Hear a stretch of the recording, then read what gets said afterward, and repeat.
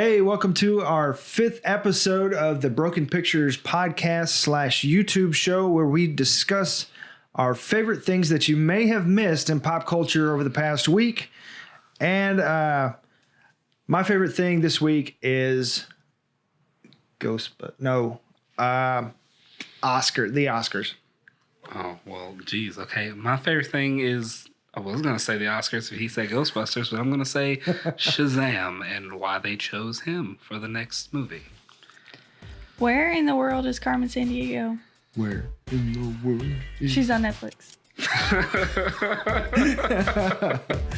All right, so there may potentially be spoilers for your favorite TV shows, movies, comics, and or video games. You've been warned. This is the FOMO Show.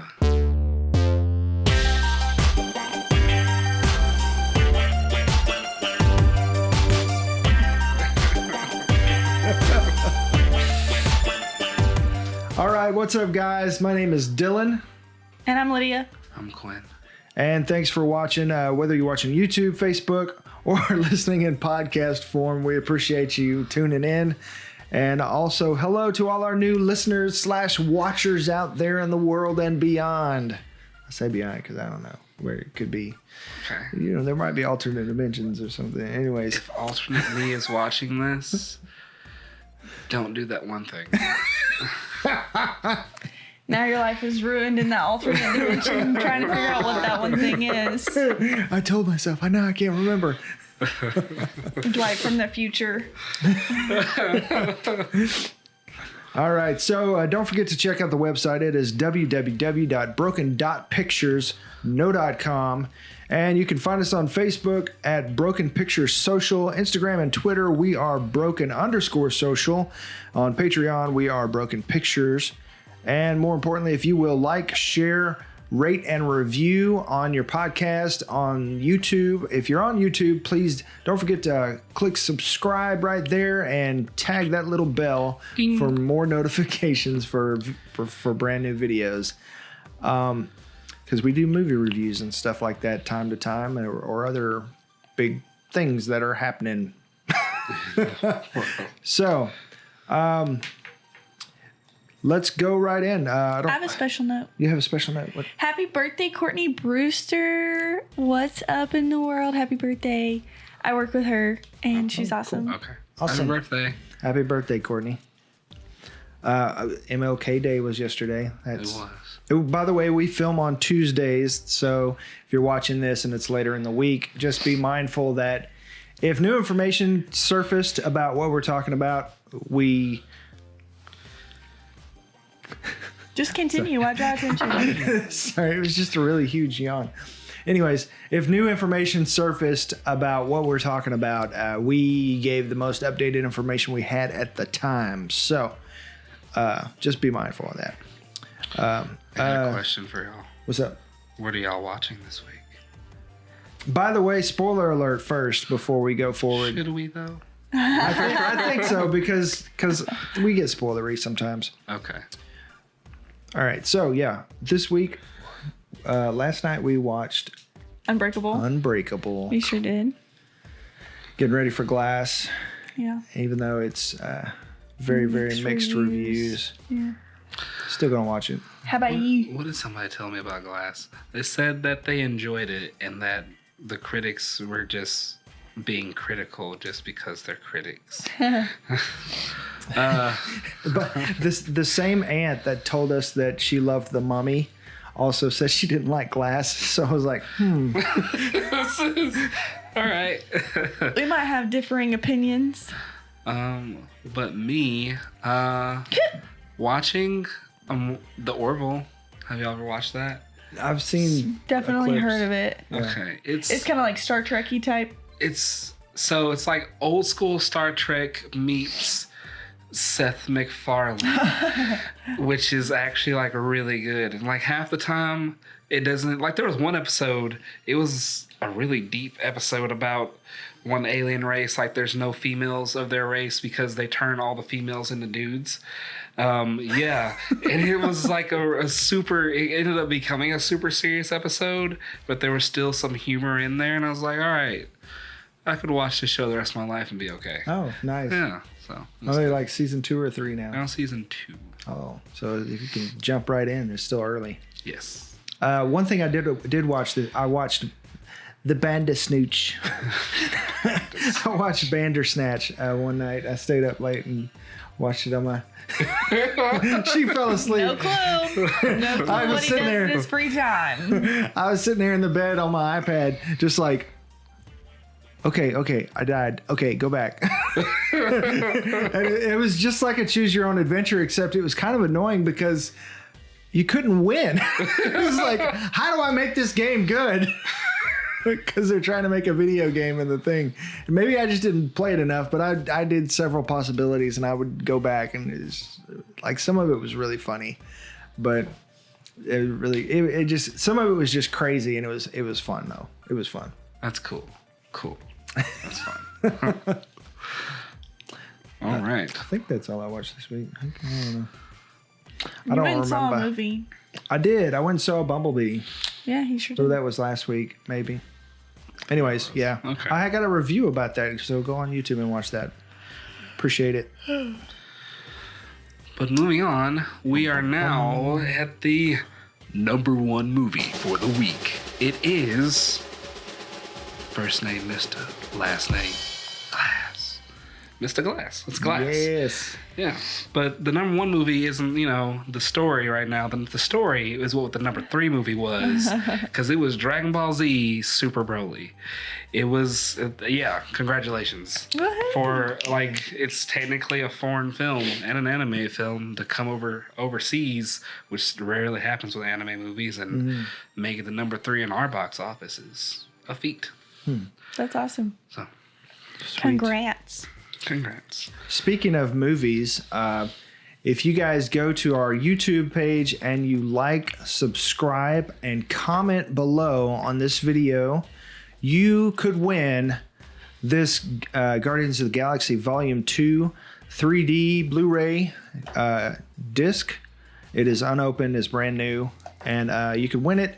We're going to be we got one more show in January, so we'll probably be announcing it next week, or not announcing it, but by the time the show comes out next week, it probably won't be January anymore. So this is probably the last week to enter into the contest, because this contest ends in January.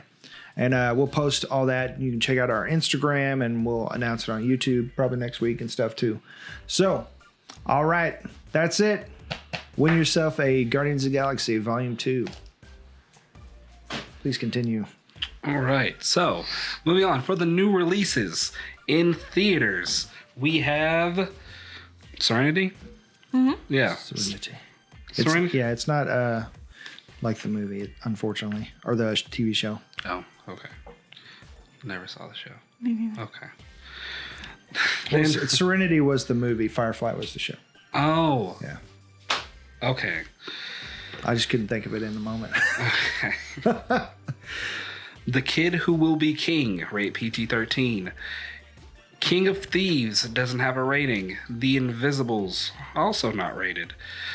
The Final Wish, which comes out January 24th. The Image Book, which does not have a rating. In Like Flynn, yeah, that's right, rated R. Heartlock does not have a rating. The Five Browns Digging Through the Darkness does not have a rating, but it comes out January 23rd. And most of these will come out Friday or Thursday premiere night. So, Unless I say otherwise. yeah, because he's the man that says so. Yes. King of Beasts, you ain't got a rating. Super 30. It's rated PG-13. I'm curious what that is. Mm-hmm. You said this earlier because I said the sound. To Err is Human. To Err is Human, coming out January 22nd. This one. Is it K-Leon or? K-Leon. K-Leon. Okay. K-Leon. I was saying QE. It's like French or something. Okay. It's another language that I don't speak. And it ain't got a rating. The Jihad, well, it's not the, it's just Jihadist does not have a rating. Bad Ant. Dead Ant. Dead Ant. And it's not A-U-N-T, it's A-N-T. Like the bug. Yeah. Like Dead Ant. Dead Ant. Dead Ant. Dead Dead Ant. Ant. Dead Ant. Dead Ant. Dead Ant. And for the last movie, Monte Carnica. is that what it is? No, I have no clue. I literally just guessed. I would have to say that looks like how it sounds. Or, yeah, sounds how it looks. Monte Carnica, the queen of Jahansi. Jahansi. Jahansi? I think it's Japanese. Okay. It doesn't have a rating. We're going to start researching these more, I promise. We will. At least we'll know how to pronounce them for sure. Okay. On disc and or on digital, released today, unless I say so. The Grinch, PG. American Renegades, PG-13. Bohemian Rhapsody, PG-13. First Man, PG-13. Widows, rated R. The Hate You Give, PG-13. The Sisters Brothers, rated R. Johnny English Strikes Again, PG. Excuse me. The Girl in the Spider's Web, which is a sequel to The Girl with the Dragon Tattoo. Yes, ma'am. Rated R. The Apparition, which I can only assume is about our dog. Not rated. Get it? Because his name is Ghost. And Here and Now, Blue Knight, rated R. Mobile Homes, not rated. Polar, not rated, coming out on the 25th. And same goes for King of Thieves and Heartlock. Yeah, so those were also in theater, so they're probably getting a theater, like a short theater release, a limited theater release. Cool. Yep. Yes. So, those are the movies, the new releases for the week. Look for those. Now we're going to get into the top 5 things of the week. I still have 3 to 5 things written on here. Anyways, the top 5 for the week. 1. Ghostbusters. So, almost as soon as we got done filming last week, they announced that Sony had been doing a sequel. He's got them in a different list because you did the number wrong. Oh, I just listed them from top to bottom from our list on the wall over there. Sorry. I'll share with you. Okay. So anyway, my bad. So yeah, Ghostbusters. So almost as soon as we got done filming last week, Sony and the son of the original director of Ghostbusters 1 and 2, Ivan Reitman, announced that they had been working on a secret Ghostbusters movie, and everybody flipped their collective wigs. And so everybody's like, oh wow, cool, we're getting a Ghostbusters movie that is an actual sequel, which would technically be Ghostbusters 3. And so everybody got excited. And then the very next day, they released a teaser and a poster. So it was a lot further on that everybody had imagined. And it was just, the teaser was amazing. It was really good. Yeah, it did just enough to get you excited about Ghostbusters. Yeah. Showed the original Ecto 1. It was super awesome. So then everybody's just like, what is going on? And then details started to leak about it here and there. And it turns out, like almost a year ago or something, Dan Aykroyd was in an interview with Dan Rather and straight out told him, we're working on another Ghostbusters movie and we're putting some stuff together. But I guess everybody may have heard it and just assumed that it was a sequel to the last Ghostbusters movie and not a part 3 type deal. So I don't know. So the big deal about that is Leslie Jones, who was in the last movie, the last Ghostbusters movie, the lady from SNL, got all up in arms about it on Twitter and very ticked off, which, I mean, she's got a right to be ticked off because the reboot they made is getting buried, basically. We're not necessarily buried. I mean, it's still out there. Overlooked. Yeah, it's being leapfrogged, and they're not moving forward with it at this point. So her complaint, she said that it sounds like something Trump would do, to just bring the dudes back and say, like, her concern is that that the narrative that men matter and women don't would be progressed by this. And so that was her complaint. And I mean, that's a legitimate complaint, except when you look into the facts that the movie bombed and it didn't bomb because it was women. It bombed because they had complete disregard for the movies and what came before. Yeah, and it would have been so easy to make it a natural sequel. Yeah, like you in literally the same universe had the and people. Yeah, Almost everyone was in it. Just had to say we're related somehow or something like that. Yeah, I mean, it could have literally been what, like, what's leaking about this new Ghostbusters is that it's like a next generation of Ghostbusters and stuff like that, and that it's like either a boy and a girl or two girls and two boys Very that are teenage teenagers. Scooby-Doo. Yeah, and like there's going to be like an old mentor. So we're not sure if it's going to be Dan Aykroyd or Bill Murray or even dang, I went blank on his name again. Winston. Yeah, I don't Oh, remember. man. We looked it up beforehand. We just looked. Ernie Hudson. Ernie Hudson. Ernie Hudson. Earl.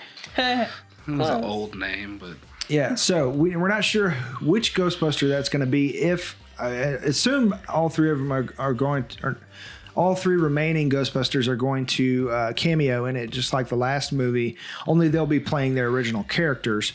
That's our hope. Yeah, the last movie was confusing, but now that there's been some time since it came out and the controversies, well, before all this, it had died down.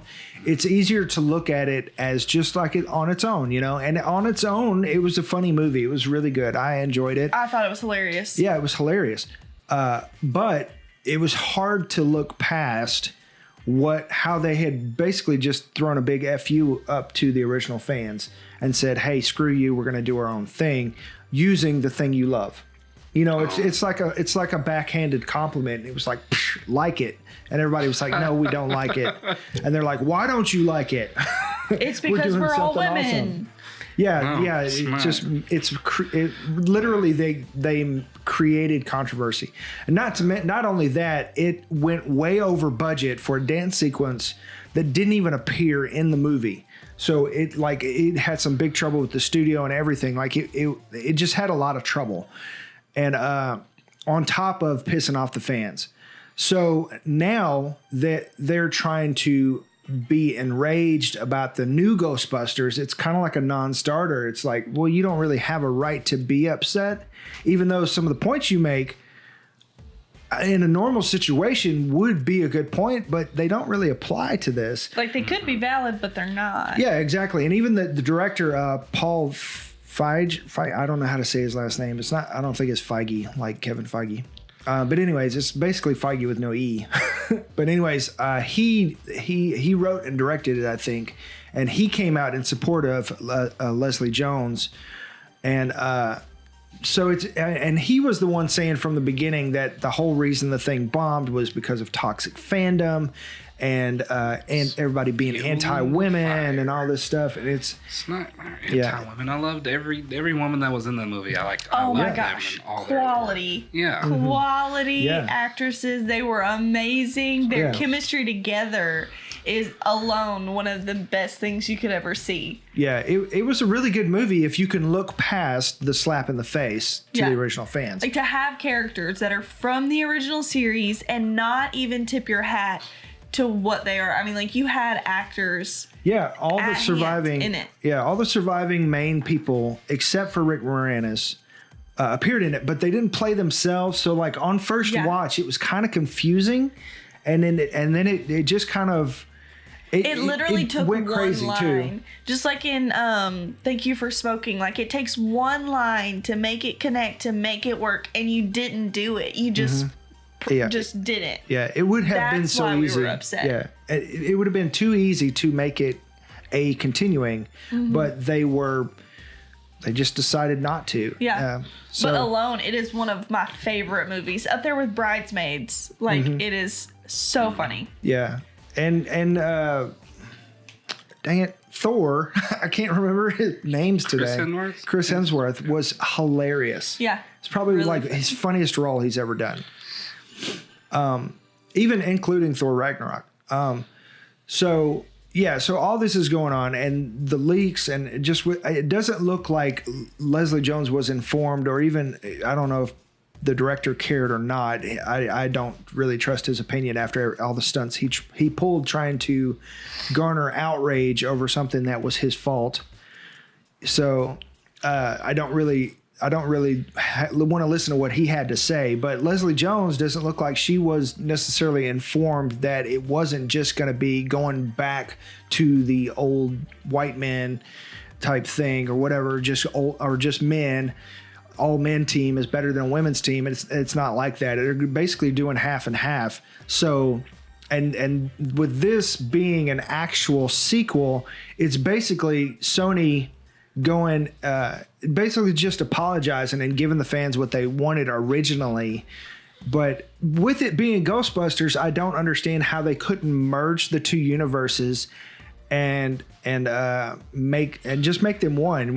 Just do like a interdimensional crossover type thing where something big paranormal happens and the universes collide and they become one and they have to deal with that. And now, or even like you could still right the wrong that you did with the all-female Ghostbusters, and you could go and say that something happened and all of those people's memory was wiped. And I mean, like, there's so many possibilities. It's Ghostbusters. You could literally do whatever you wanted to make it all connect, and we would love it. Yeah, like it would reconnect it all, and we'd be fine. Mm-hmm. There would be some people complaining, oh, the women, blah, blah.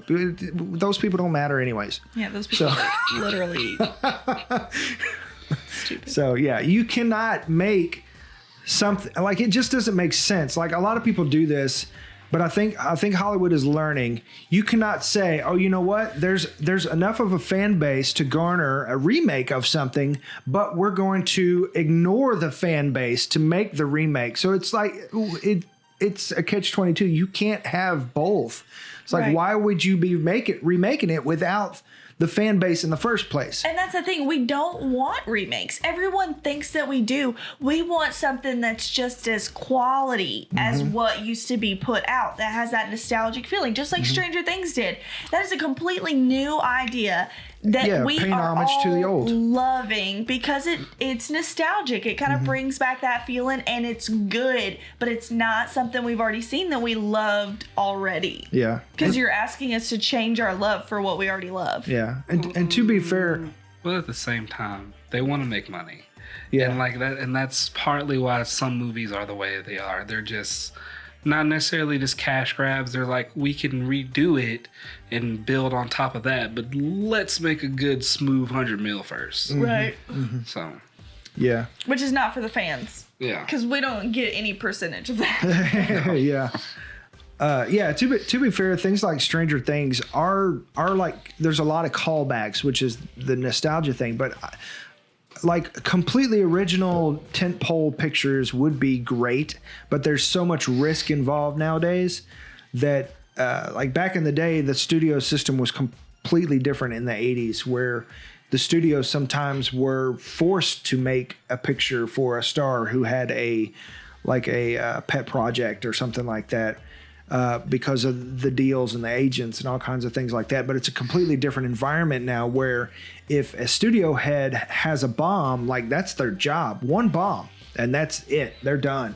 So people don't take risks like they used to, and that's why there's a lot more indie films and stuff like that. But as far as like big budget stuff, it seems like everything is like a regurgitation of something we loved 20 years ago. So, I mean, I get the environment, but at the same time, it's like there's not going to be any more new material if you just keep ravaging the old material, you know? Yeah. Like, that burns out quick. You're not building anything. Some stuff, though, it works with. Like with It coming out, like how 20 year, yeah. Like if they make another one by the time my son's my age, and it comes out, it'll be the It for his generation. Right. Yeah. Cool. Yeah, and I mean, if there's a legitimate reason, as in, like, oh, we could make it look so much better or whatever. Like, if there's a legitimate reason, then yeah, but don't just do it just for that sake. Like, some movies are untouchable, and even though they were done badly, that's the charm of it. Like was it Trouble in Little Tokyo or something like that? That one, it's like, don't touch that movie. It's like, don't remake that movie. Don't do that. I felt that way about Jumanji. Like, you can't take such a quality actor like Robin Williams, who has passed on, and then decide to completely crap on everything he loved.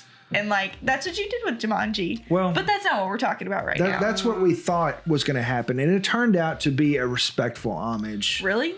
Yeah, because they hat tipped to the old one, remember? Yeah, I mean, and they hat tipped, but I felt like it was respectful.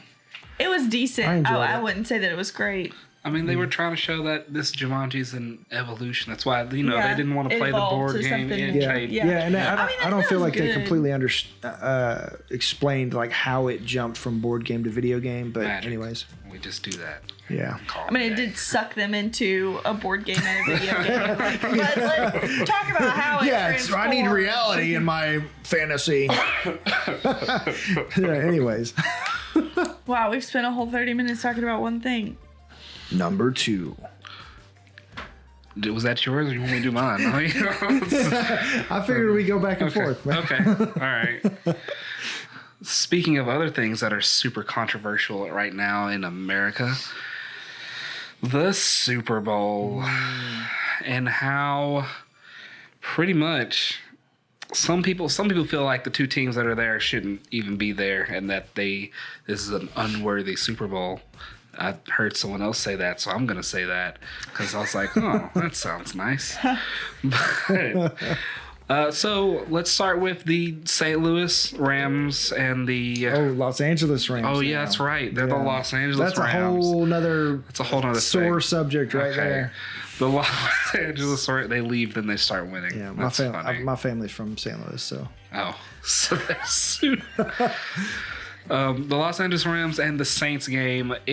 That game had a whole lot of bad calls all throughout it, but the one that kind of made everybody just up in arms, a shot heard around the world, was towards the end of the game, last 2 minutes. Drew Brees threw a pass into the end zone, which would have put them into. They would have won the game. Just pretty much, they would have won the game. But the other player from the Rams team, the play ended up being an actual pass interference because it was helmet to helmet. Didn't even look back to try to look like he was going for the ball. They just went up and smacked. And referees just called it incomplete pass, which everybody and their mama said no, that's pass interference. But the rest call stand, and then there wasn't any sort of rule in place where the box office can take it and just make an automatic review. And so since that happened, the Rams got the ball and they were able to win the game, which had everybody super pissed. Yeah. And then with the Patriots game versus it was Patriots Chiefs, right? I didn't see the game, so I'm getting the second hand in my earpiece right now. I'm just kidding. I'm not that techie. So from what I understand, there was basically the same type of situation. Tom Brady threw the pass, and the guy came from behind and just kind of barely scraped his helmet. And they called roughing the passer. And so it just seemed like a lot. And there was some other call that they reviewed and then decided to not change it or something like that. Sorry, I'm screwing this up. Do you know? I didn't watch the whole game, but I've heard like bits and pieces. Like I forgot which play it was, but yeah, they reviewed a play, ended up going against the Chiefs, which would have given them the ball, and they would have been able to win the game. But the game ended up going into overtime for both the games. But Yeah. So pretty much it was a whole thing of just bad play calling the entire time. And like I've heard several people say like the entire year the refs have been making these weird janky calls and they realize that there not any rules in place in the NFL right now for these certain situations, and then it ends up either costing somebody a victory or pretty much messing things up to where everything ends up turning completely around, which, you know, costs you a victory anyway. Or in the cases of the Saints and the Chiefs, it costs you a chance at a championship and then a shot at the Super Bowl to win the play in the Super Bowl. So it's right now the NFL has to look at a lot of things that they've been doing, because in the past couple of years since they've tried to make the game a safer game and everything, they inadvertently made it a little worse because things can't go the way they used to, because there's so many rules in place to keep people safe, but there's not enough rules for the game to be played the right way. Wow. And from what I understand, there was a lot there. The refs that were calling the game for the Patriots, a lot of them for the Rams game, a lot of them either lived in Los Angeles or actually used to play for the Rams or something like that. So there's a lot of conflict of interest going on from what I understand. And Twitter was blowing up that day. Ali Sproul was tweeting like every 5 seconds about the game. I felt like I watched it. My uncle was mad. He's a Chiefs fan. He was super mad. And my brother-in-law lost $20. Oh man! At least he didn't lose more than that. Yeah. So we might end up doing like a bonus show where we bring my brother on and him and Quin can hash it out about football and stuff. Because Quin is actually a record playing football, record a record holding football player in his own right. Back in the day, before I blew my back out. Or is this a David Dunn situation where you faked the whole thing? Unbreakable reference. So also in about the Super Bowl, I saw this weird thing. Skittles, did you guys see this? Skittles is doing they're doing like an anti-Super Bowl ad. So they've got an all-star cast led by Michael C. Hall from Dexter, and they're doing a one-time performance, 30-minute Broadway show on the day of the Super Bowl, and you have to buy tickets. Tickets range from like $30 to $200, and they're doing this thing, and it's a Skittles Broadway thing in the day of the Super Bowl, but it's not going to air on during the Super Bowl or anything like that. It's just the most Skittles thing ever. It's like, hey, you know what? What's the weirdest thing we could do? Skittles Broadway show. Yeah. All right. Yeah, they're just like, taste the rainbow, Broadway the rainbow. Anyway, it's weird. Slogans. Oscar nominations. If y'all keep looking at each other like that, I'm just going to talk. So Oscar nominations dropped this morning. This is Tuesday, by the way. And we've got some big things happening, big shakeups, a couple snubs, I already said some big things, but surprises. Yeah, surprises. So revolutionary things. Yeah, historic events. For the first time in history, a superhero movie has been nominated for Best Picture. And it wasn't Infinity War. No. It was Black Panther, Wakanda Forever. So I'm so tickled that we actually did. So Black Panther is a Best Picture nomination. That's pretty amazing. And for the first time ever, Spike Lee is an Oscar-nominated director. You keep saying that. I'm just going to look it up. Yeah. Okay, we'll check and make sure. But yeah, there's a lot of movies in there that are like, I'm really excited to see who wins. I'm hoping if Black Panther wins, that's it. It's an instant American classic forever and always. Yeah. I have doubts that it's going to win because I don't think it's won Best Pictures for any of the recent awards ceremonies. But just the fact that it made it in is still a huge deal. I think it's nominated in the Grammys for Best Movie Soundtrack and things like that. Oh, I'm not. Yeah, I wouldn't be surprised. Kendrick Lamar killed it. Yeah, that's true. In the Grammys, Black Panther basically was ruling the nominations for the Grammys. Yeah.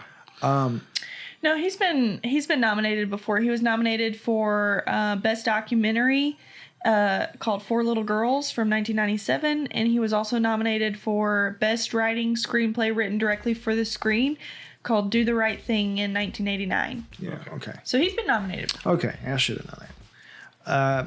So Do the Right Thing is an iconic movie. The Quiet Place. I'm super satisfied. I'm not going to have to boycott the Oscars this year. The Quiet Place is up for Best Sound Design. Yes. Recognition where recognition belongs. What was the other ones? Spider-Man Into the Spider-Verse. Up for Best Animated. Yeah. I think they're going to win that. It's got a lot of momentum right now. Yeah. A snub was Bradley Cooper for Best Director. Best Director. He was not nominated, even though he's won Best Director. I think for the Golden Globes, he won Best Director. So, but he's in there for Best Leading Man, or Best Leading Actor. Yeah. So it's fine. For the movie he's in with Lady Gaga? Mm-hmm. Yeah. Star is Born. Yeah. And usually the Golden Globes are kind of like the precursor to what the Oscars are going to be. So it's kind of like a little teaser. A 3-hour teaser. Yeah, for not to follow suit is kind of a big deal, which is good. It shouldn't just be a replay. I was told, this was years ago, this might have changed, but I was always told that to see who's going to win like the individual awards, like Best Supporting Actor, Actresses, and all that stuff, the one to look at would be the Actors Guild Awards, and that would be the precursor of who's going to win those for the Oscars. That makes sense. Okay. So I posted a list from Variety on social media, so you can go find that at Broken Pictures _social on Twitter and Broken Pictures Social on Facebook. Now. We're also on LinkedIn, by the way. Cool. Yeah. Well, even though I don't publicize that very much. Okay. Number 4. Carmen Sandiego. Woo! She has a new Netflix series that came out on January 18th. Voice of Carmen is Gina Rodriguez. And then another popular Is she from anything actor. significant that we have? Yes, she's been in a lot. I had a good list going. Let me pull it back up. And then also a known actor is Finn Wolfhard. He is in it as well. So he's from Stranger Things. In case you don't recognize him. Yeah, so she was in Deepwater Horizon, Jane the Virgin, Annihilation, and Philly Brown. She also voiced a character in Alina of Avalar, and Big Mouth. So she does a lot of voices. She's also a voice in Smallfoot, which recently came out. And so she's a voice of a lot of things. She's in several things. And then Finn Wolfhard. And so it's getting a lot of attention. It's first week out, and they're thinking about renewing it for a second season on Netflix. It's doing so well. Oh, wow. So I know my daughter was watching it this weekend. So when she said Carmen Sandiego, I was like, hasn't that been out for a while? But apparently not. It just came out. Just launched. Or what do they call it? They dropped released. It released. Dropped is for an album, I think. Oh. Anyways. Okay. Yeah, I'm not down with the lingo. What the kids are saying nowadays. Yeah. Whippersnappers back in my day. All right. So number 5. You good? Number. Yeah, okay. Right, yeah. So yeah. Number 5. Okay.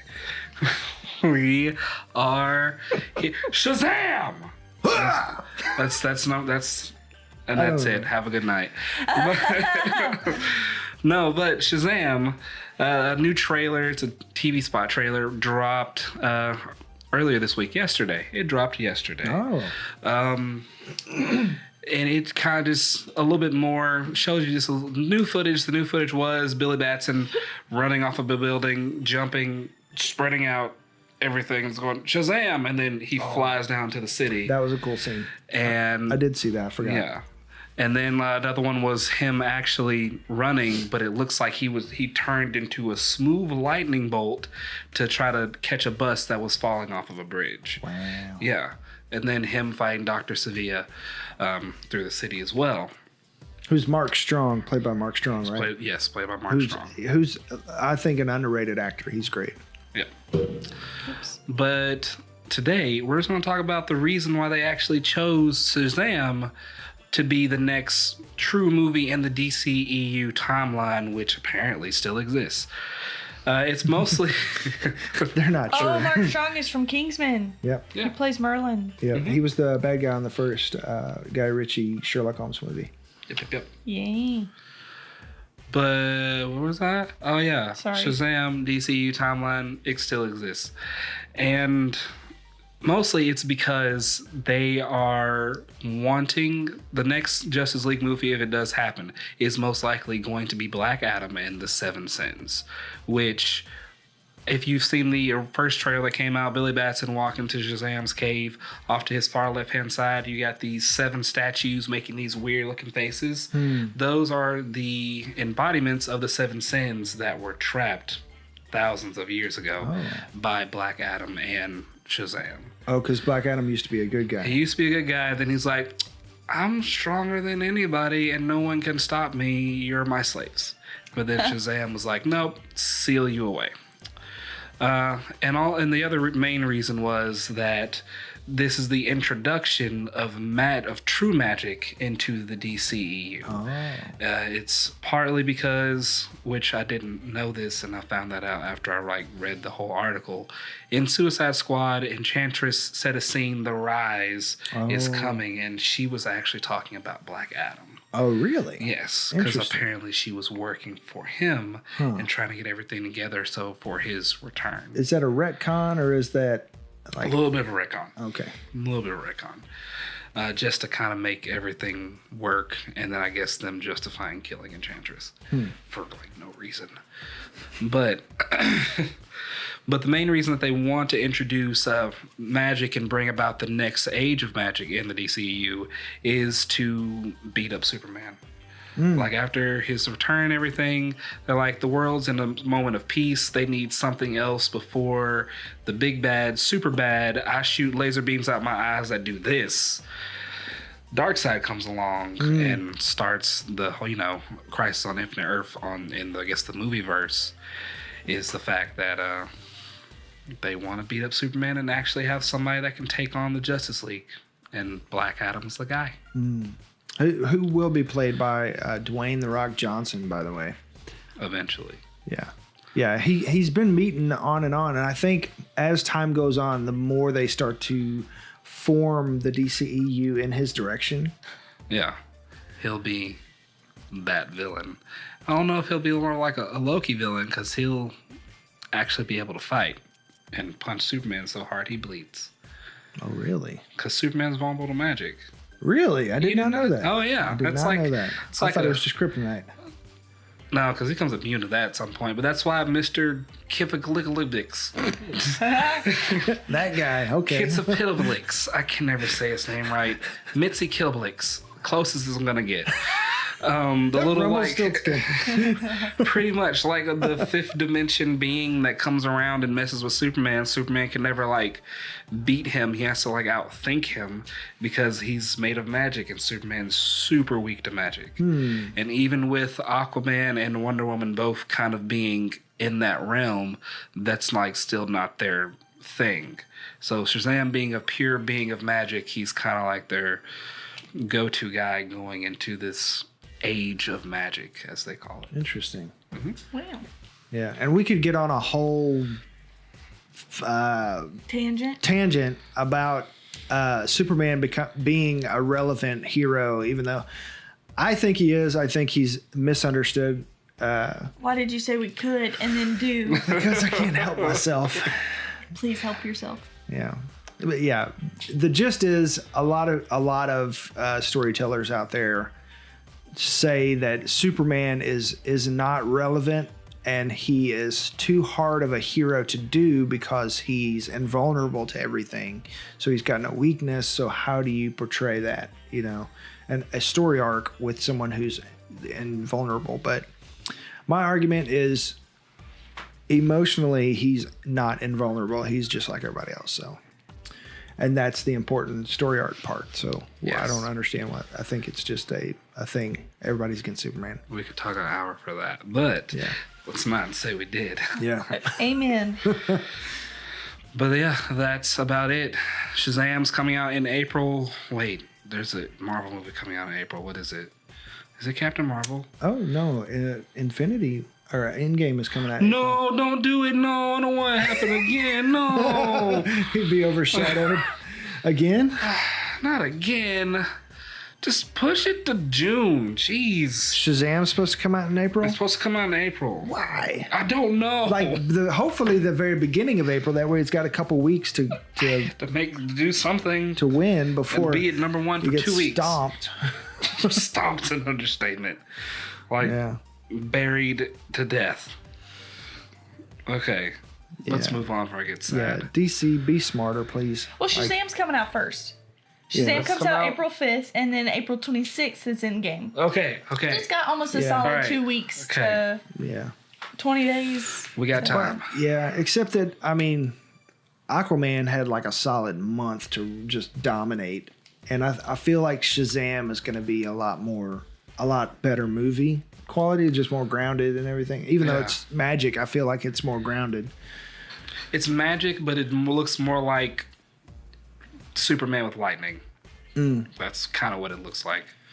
And then he has to, for him to change, he just yells Shazam. And like all the changes and every time he does, I love it because they're just so freaking great. Yeah. Because it's just like that all the time. Yeah, with just like a pinch of Deadpool type humor. Yes. Not the raunchy stuff, but the just the self-aware Yeah. type stuff. And it's because he's a kid. Yep. That's the fun part. All right. So on Tuesday, not Tuesday, sorry, Sunday. I keep thinking that True Detective comes out on Tuesdays, Yep. but it really comes out on Sunday. Yeah. So yeah, just a little prologue before we go into this. Every week we're gonna do we want to do another show about other TV shows that we watch, like we do The Walking Dead and Westworld. But just for time and resources, we're not able to do that. So we're just going to do a little tag at the end of these shows about the shows. And if you're not aware, all of our show content has something to do with Broken Pictures. So we've got like Broken World for Westworld, The Broken Dead for The Walking Dead. So Broken Detective is the True Detective coverage, because I mean it just works. You know, it's story elements. Broken people. Anyways, yes. I'm sorry. You can continue. Nope. In the time you've taken to describe it, we could have done a Broken Detective episode. Yeah, but the people would have had no context. They would have just like, I thought it was just the top 5. So context is important. So this past week, if you didn't know, you probably know, it was filmed in Northwest Arkansas. We live in Northwest Arkansas. It's great to watch and see familiar faces, people that I'm friends with on Facebook that I might not have met, or people that I have worked with in the past on set as an actor. So it's really cool. I was in it for a small scene. It was I was told that it was going to be episode 3, but it ended up not being episode 3. I don't think my scene was cut necessarily. I just think it probably got pushed back to episode 4 or 5. So they mentioned that the mom worked at the Sawhorse bar, and that's where my scene. If you probably blink and miss me, I'll be in the background somewhere. But I'm sure we won't, as we'll probably pause it, take a picture, post it on every social media well, site on the that's planet. us, not everybody else. But so yeah, so this week, spoiler warning, we find out that Have you watched it yet? So we don't want to get too spoilers. Okay. So yeah, let's not get too far into it. But I guess let's let that be our coverage, I guess. But yeah, it's getting more and more interesting, and the spiral is getting deeper and going further, and it's very interesting. If you didn't think Mahershala Ali could play like a very heart-wrenching type, like, I love him. He's amazing. Yeah, we haven't seen Moonlight yet, so I don't know. Oh yeah, that's true. We haven't seen that. So maybe. Did you see it? Maybe you didn't know that. Moonlight? Yeah. No, I think about it. Wasn't he also in something with Green Book? The Green Book is doing the Oscar rounds right now too. Yeah. So I mean, that was another one where. He's So I in mean. Cage. Yeah, that's everything. what I know him from. So like a hard stone cold guy, wherein like in this he is so dimensional, it's insane. And Into the Spider-Verse. He's in everything right now. He's just the hot ticket, I guess. Oh yeah, he was a voice in Into the Spider-Verse. So, yeah, the mystery is getting deeper and more confusing and more exciting as we find out more about his character, as well as the cold case that they're studying, and the different timelines. Very season 1. Very season 1. We didn't watch season 2, but season 1 was good. Not just like a carbon copy of it, so it's not like that, but the style it is feels as good as season 1. Yeah. So, and then we've got The Broken Dead, our Walking Dead update. It returns on February 10th, and we've got episode titles for episode 9 and 10 when we come back. And there is a description for episode 9, but I couldn't find it when I was looking for it. But it does say something to basically, it's called, episode 9 is called Adaptation. And so it could be alluding to the fact that the audience is adapting to this world without Rick, or that our heroes, for lack of a better word, are adapting to this world where now the Whisperers are a thing, and or it could be the Whisperers adapting in their own way. So there's a lot of underlining meanings here. So basically, from what they're saying in the description, Negan, they're going to cover Negan, like he gets out and what goes on with him once he's out. And then they're also going to talk about them bringing Lydia back to Hilltop and what they discover about the Whisperers through her. Cool. And that's about all I got. But yeah, it's a remixing of the comic timeline, which is normal. But Angela Kang did say that Negan's character would be completely different than the comic timeline. So, like his character's gonna be different, or like the stuff that happens with his character is gonna happen at different times. I don't know. Okay. Yeah. So in the comic, he ends up fighting Beta, and he kicks Beta's butt, and he ends up. Yeah, he ends up. I want to say he ends up. You've read it, right? For the most part. Yeah. So he dresses as a Whisperer and kind of infiltrates a little bit, and then he ends up helping defeat them and disappears or something. Crosses them, and then Maggie's like, "Bro, leave forever," and then he's like, "Okay." So one of the big remixes is that they've already done the Maggie scene, and Maggie's not there right now. So how are they going to? What are they going to do with Negan? Is he leaving the show after this plot point? He is going back for, I forget what episode. I think it's the 300th episode of Supernatural. He is going back to reprise his role as Sean Winchester there, but I don't know if he's going to stay for any more after that. But he might just become kind of a I'm here if you need me type of character, and just be like a nomad like Daryl, but in an actual house somewhere. Yeah, and that kind of Kind of Carol-ish almost. Yeah. Yeah, except that Carol's there for most episodes. Like with Negan, like how do you keep somebody like Jeffrey Dean Morgan on retainer when he does everything, you know? So it's, you run into scheduling conflicts and stuff like that, and it ends up being a lot of trouble. So I don't know if they're going to end up doing that, or if they're going to end up redeeming him and then putting his head on a pike. That would be interesting. I think that's killed probably Glenn. Yeah. He cannot be redeemed. Well, because in the teasers they show Daryl fighting Beta. Now, if Beta is like on the verge of killing Daryl, and Negan shows up, and then they have that thing where he whoops Beta's butt and saves Daryl, then that could be something to try, because in Daryl's Daryl. Yeah. The trailer that they showed us, teaser that they showed us at the end of the mid-season finale, that had Negan walking through what looked like a warehouse, whistling, holding the thing.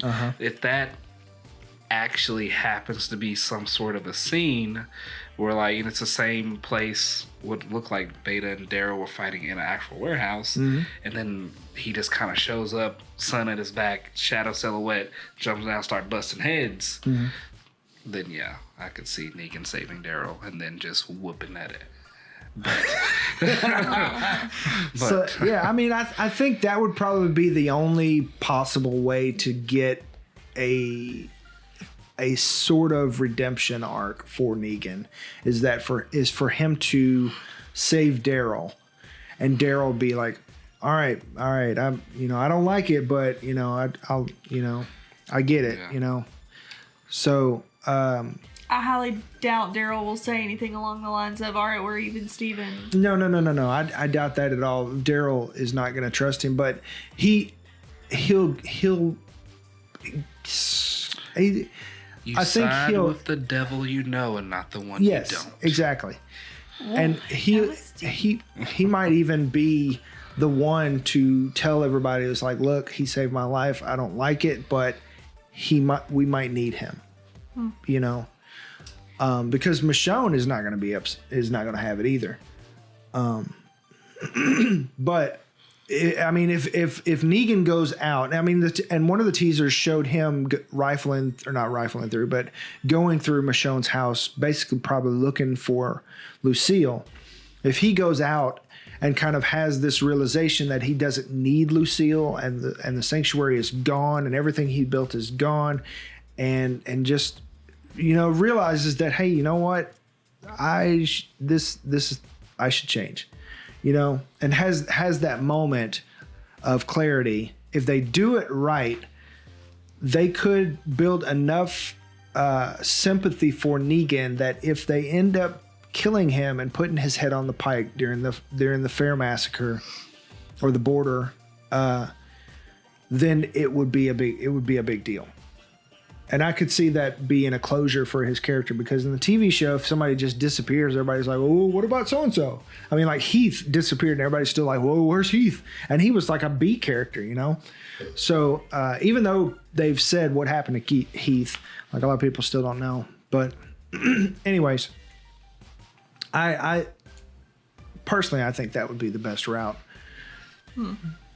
I guess we will see. Because they need to start building that